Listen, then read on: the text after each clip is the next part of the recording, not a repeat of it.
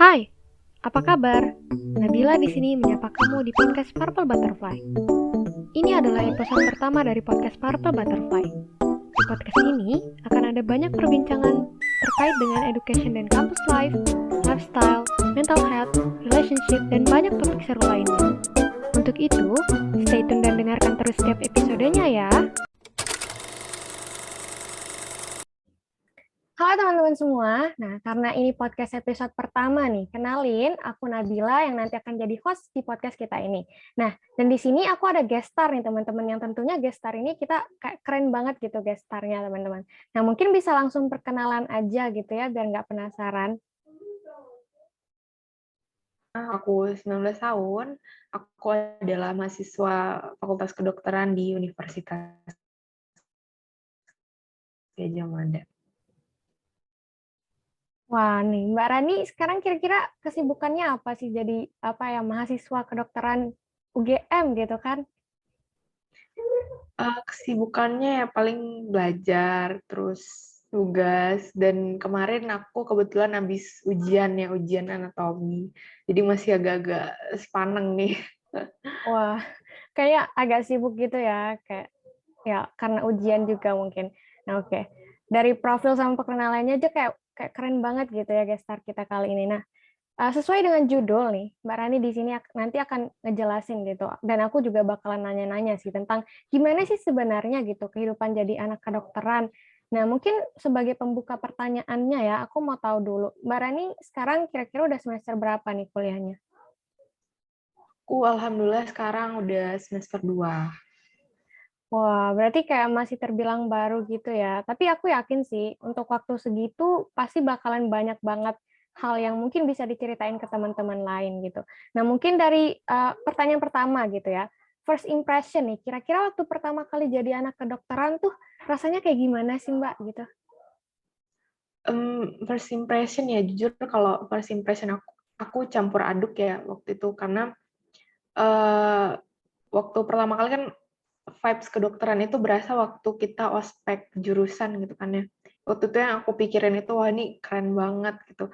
Ngerasa bangga, terus keren, seneng, terpukau gitu. Apalagi waktu itu yang memberikan materi di ospek itu kebetulan dosen-dosen yang keren-keren banget. Mereka itu dokter-dokter, dan beberapa di antara dokter itu kebetulan dokter yang aku idolain gitu. Jadi pokoknya ngerasa keren banget lah waktu itu aku masuk. Oh nggak nyangka nih udah jadi mahasiswa Fakultas Kedokteran Universitas Gadjah Mada gitu. Terus tapi di satu sisi juga waktu itu kan kita sempat dijelasin tentang sistem kedokteran itu gimana, sistem penilaiannya, terus juga jadwal-jadwalnya, pas segala macam. Di situ aku udah ngebayangin akan segimana sibuknya anak kedokteran gitu. Terus aku juga lihat di situ sistem penilaiannya itu lumayan ketat banget, ujian-ujiannya juga padat banget.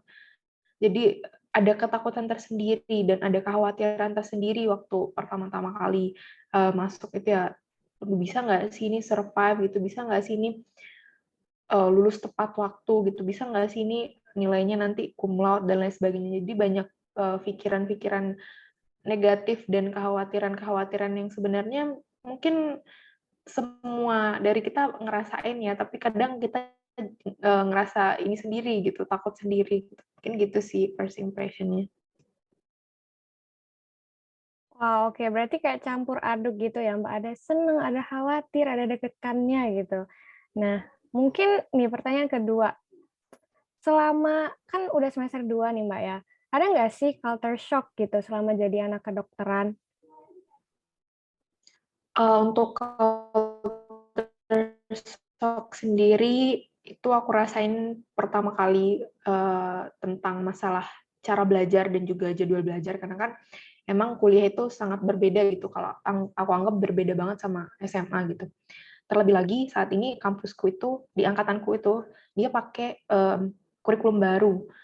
Karena kan kalau mahasiswa kedokteran pada umumnya itu, dia sistemnya itu, ujian itu tiap akhir blok.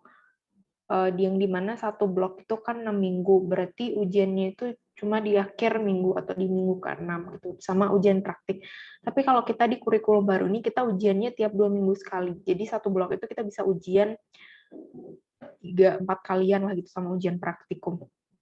Nah, di situ aku lumayan stres banget ngatur waktunya karena di satu sisi juga aku ikut kegiatan organisasi yang dimana kadang kegiatan organisasinya itu kan ngambil waktu weekend ya, kadang hari Sabtu atau Minggu, yang dimana besok Seninnya itu kadang ujian gitu. Nah, di situ aduh stres banget, apalagi waktu pertama-tama kali apa namanya? Pertama-tama kali ngampus tuh kita kan online kan. Tahu nggak sih lecture online atau kuliah online itu kan sangat membosankan ya, bikin ngantuk, terus cuma di kamar, ya pokoknya membosankan lah gitu, kayak ini sulit banget lah gitu buat stay fokus gitu. Apalagi kalau misalnya lecture-nya udah seharian gitu, pasti capek banget kan. Nah itu sulit banget gitu buat fokus ke satu lecture gitu. Akhirnya alhasil apa, pas di akhir atau pas di Sabtu Minggu itu aku baru kebut ngulang lecture yang pertama gitu, SKS lah intinya. Alhasil apa? Alhasil yang masuk cuma sedikit, terus alhasil ujiannya gagal gitu, nilainya jelek. Dan yang lebih jeleknya lagi kita kebetulan di kurikulum baru ini kita pakai apa namanya, nilainya itu semuanya 100% diambil dari nilai ujian. Jadi kalaupun misalnya ada tugas banyak itu nilai tugasnya itu nggak diambil, jadi tugasnya itu cuma sebagai syarat keluarnya nilai ujian gitu, tapi nilai untuk tugasnya itu nggak diambil sama sekali. Jadi 100% nilai itu cuma diambil dari nilai ujian. Jadi kalau misalnya nilai kita 50, 40 ya udah nilai kita segitu gitu, nggak ada katrol-katrol nilai karena mungkin bantuan dari nilai tugas atau nilai apa gitu. Jadi sekalinya jelek ya udah jelek gitu. Jadi mau tidak mau kan kita harus berusaha maksimal gitu di ujian itu gitu. Sementara aku pada waktu awal-awal itu karena aku masih bingung cara belajarku gimana, terus juga nyesuaiin jadwalku gimana antara organisasi sama kuliah dan kegiatan lainnya itu. Jadi aku alhasil ngambil jalan sistem SKS gitu yang berujung nilainya jelek. Itu sih dulu culture shock aku pertama kali ya, sulit gitu buat ngatur waktu belajarnya. Oke, berarti kayak culture shock-nya, wah ternyata sibuk banget gitu ya, terus kayak sulit ngatur waktu gitu ya. Nah, mungkin itu kan kayak culture shock-nya kayak terkesan kayak, apa ya, aku juga kayak dengernya aja pusing gitu kan. Tapi aku pasti yakin sih, pasti ada kan kayak, apa sih yang serunya gitu jadi anak kedokteran gitu. Mungkin Mbak Rani bisa ceritain apa sih yang seru gitu. Serunya banyak sebenarnya, banyak banget justru. Karena kan aku kebetulan masuk kedokteran ini juga karena keinginan aku sendiri. Udah dari kecil aku cita-citanya pengen jadi dokter. Jadinya juga aku belajar itu juga aku enjoy gitu. Kadang beberapa lecture gitu yang aku niat kadang dengerin itu misalnya cerita tentang patologis atau penyakit-penyakit itu kadang kan itu relate ya sama kehidupan kita gitu. Kita bisa nemuin di sekitar kita gitu. Itu kadang menarik banget bagi aku. Apalagi hal yang paling menarik adalah ketika kita belajar tentang suatu penyakit yang dimana penyakit itu tuh ada di sekitar kita, misalnya keluarga kita gitu ngalamin penyakit itu. Jadi kita bisa bantu mereka atau mungkin teman kita gitu mengalami penyakit itu yang udah kita pelajarin sebelumnya gitu. Jadi kita bisa sharing ilmu kita bisa bantu mereka gitu. Bahkan sebelum kita jadi dokter gitu, kita udah bisa ngebantu mereka lewat ilmu yang kita udah pelajarin. Walaupun mungkin ilmunya nggak banyak ya, sekedar ilmu lewat gitu aja, tapi mungkin hal yang sedikit itu bisa berguna banget bagi mereka gitu. Terus juga mungkin yang aku ini dari ilmu kedokteran itu bahwa segitu kompleksnya ini manusia ya, apalagi sekarang itu kan aku lagi di blok nervus kan, nervous system, sistem saraf otak. Dan jujur ini yang sangat sulit ya, blok yang sulit banget, tapi di satu sisi aku sangat enjoy sekali dengan blok ini karena aku sangat terpukau dengan bagaimana kemisteriusan otak kita, bagaimana kekompleksan otak kita, bagaimana Tuhan itu telah menciptakan otak kita sedemikian hingga buat ngatur semuanya gitu, sehingga apa namanya, kita bisa berbicara, kemudian kita juga bisa berperilaku dan lain sebagainya selayaknya manusia normal gitu. Jadi banyak sekali hal-hal yang mungkin kita bisa syukuri gitu setelah belajar kedokteran, bahwa tubuh kita itu segitu kompleksnya gitu, segitu luar biasanya Tuhan menciptakan sistem tubuh kita itu. Gitu sih. Aku dengarnya aja kayak seru banget ya, karena kayak ternyata banyak gitu ya yang bisa dipelajarin dari dunia kedokteran dan tubuh-tubuh manusia, juga penyakit-penyakit gitu. Jadi kayak seru banget gitu. Nah, mungkin biar nggak nanya-nanya terus ya, kali ini aku akan ada segmen jawab rumor. Nah, nanti aku bakalan bacain rumor-rumor seputar anak kedokteran gitu. Nah, nanti Mbak Rani bakalan jawab, itu rumornya bener atau enggak sih gitu. Siap nggak? Siapkah? Siap-siap. Oke, siap. Oke, cool. Rumor yang pertama nih, Mbak Rani. Rumornya bilang kalau jurusan kedokteran itu jurusan yang tepat bagi orang-orang yang membenci hitungan. Gimana nih, Mbak? Jawabannya benar atau enggak gitu? Mungkin sebagian besar benar kali ya, karena kan kalau di kedokteran itu kita emang jarang banget ngitung, bahkan mungkin nggak pernah yang ngitung, paling ngitungnya pun bukan pelajaran yang ngitung sulit-sulit gimana gitu.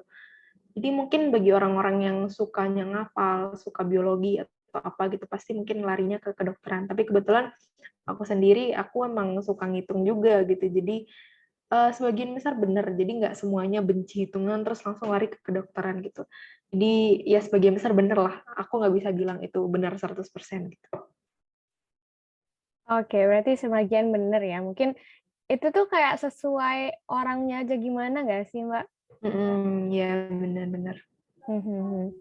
Oke, lanjut ke rumor yang kedua nih. Kalau anak kedokteran tuh kuliahnya padat banget sampai bikin stres gitu. Gimana nih? Tadi kita udah dengar sih kayaknya, tapi mungkin boleh langsung dijawab aja gitu, Mbak. Ini bener banget ya, karena tadi udah aku jelasin.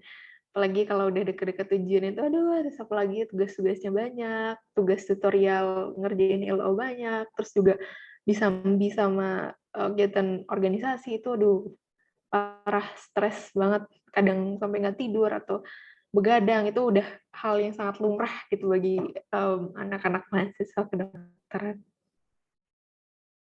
Oke, saking sibuknya gitu ya sampai apa begadang tuh lumrah gitu dan kayaknya banyak Mm-mm. anak-anak kedokteran yang begadang gitu ya, Mbak. Nah, oke. Rumor yang ketiga nih. Rumornya bilang anak kedokteran itu saking sibuknya jadi ansos gitu. Gimana nih Mbak jawabannya? Kayaknya aku rasa sih nggak ansos-ansos banget ya. Mungkin boleh langsung dijawab aja gitu Mbak. Nah, iya benar sih, bukan ansos ya, karena kan definisi ansos itu kan apa ya, mereka yang berdiam diri di rumah terus juga takut keluar, atau misalnya kalau keluar takut ketemu orang, atau kalau ngomong sama orang gugup pas segala macam. Justru enggak sih, karena menurut aku kan di kedokteran itu kita juga banyak ini ya, hal-hal yang mewajibkan kita buat ngomong sama orang atau berkomunikasi sama orang, karena kan sebagai dokter ya kita belajar juga skill komunikasi dan lain sebagainya buat melakukan anamnesis ke pasien dan lain sebagainya gitu.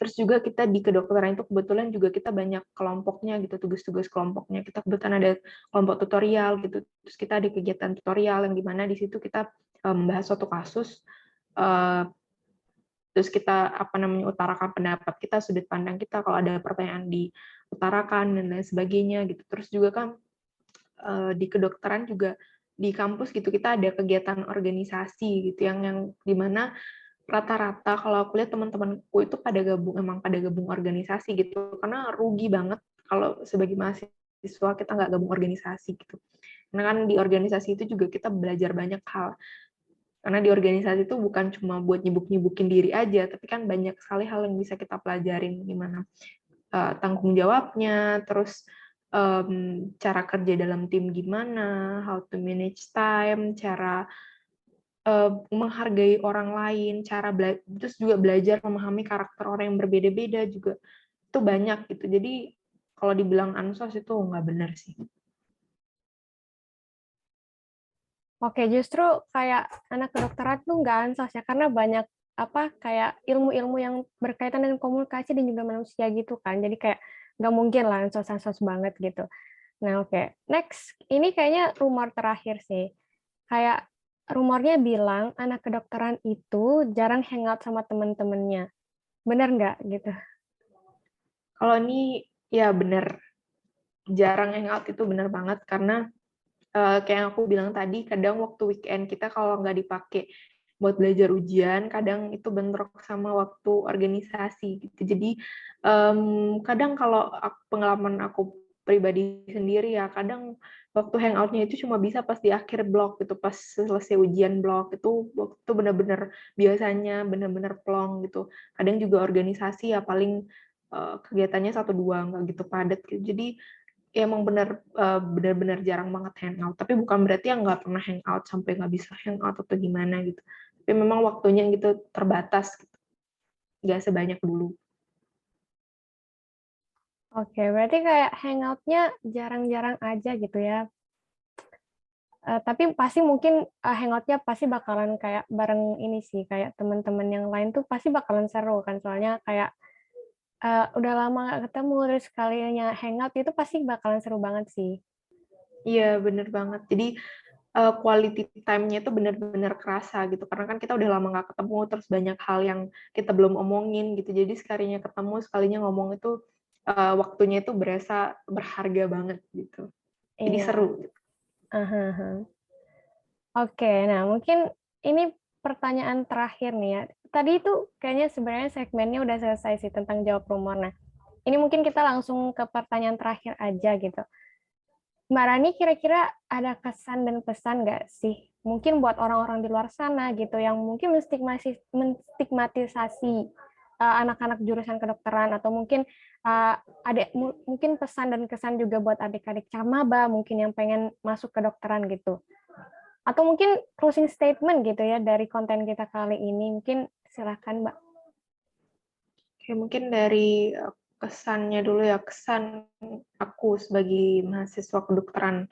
Kedokteran walaupun itu sulit, terus juga sangat ngebikin stres gitu dengan semua jadwal dan apa segala macamnya. Tapi percayalah, kalau kalian, ini sekalian pesan ya, kesan dan pesan, kalau kalian ngelakuinnya itu dengan jangan hanya berorientasi pada misalnya, oh ya karena aku ujian aku harus belajar gitu. Oh ya mungkin kita emang gitu semuanya, tapi lihat gitu prospek ke depannya. Kalian belajar buat apa sih? Bayangin di masa depan kalian bakal jadi dokter gitu. Terus yang dimana kalian harus ngasih ini ke pasien, misalnya ngasih obat ke pasien atau segala macam. Gimana kalau kalian salah ngasih treatment ke pasien atau ngasih salah obat ke pasien karena mungkin teori kalian salah atau gimana gitu, atau mungkin dulu pas kuliah kalian belajarnya nggak benar, jadi pas ini apa namanya pas jadi dokter nggak ini, jadi pikirin ke depannya gitu bahwa jadi dokter memang nggak gampang gitu, banyak hal yang harus kalian pelajarin, banyak hal yang harus kalian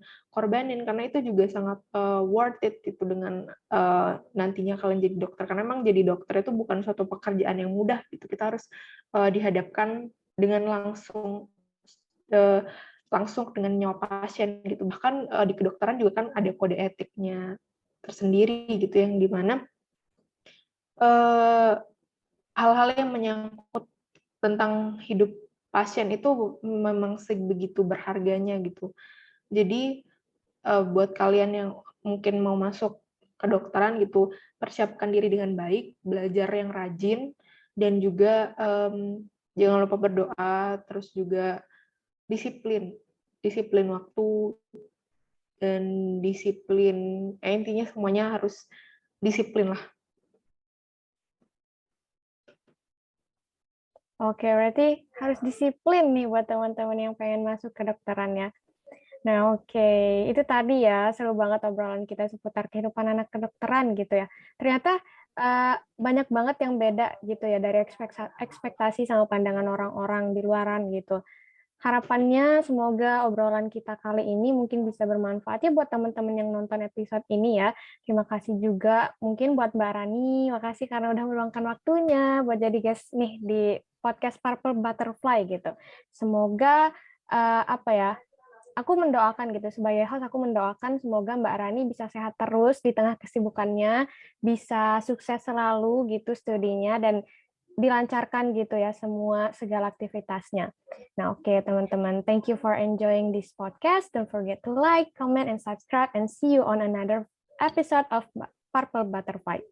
Thank you everyone. Bye.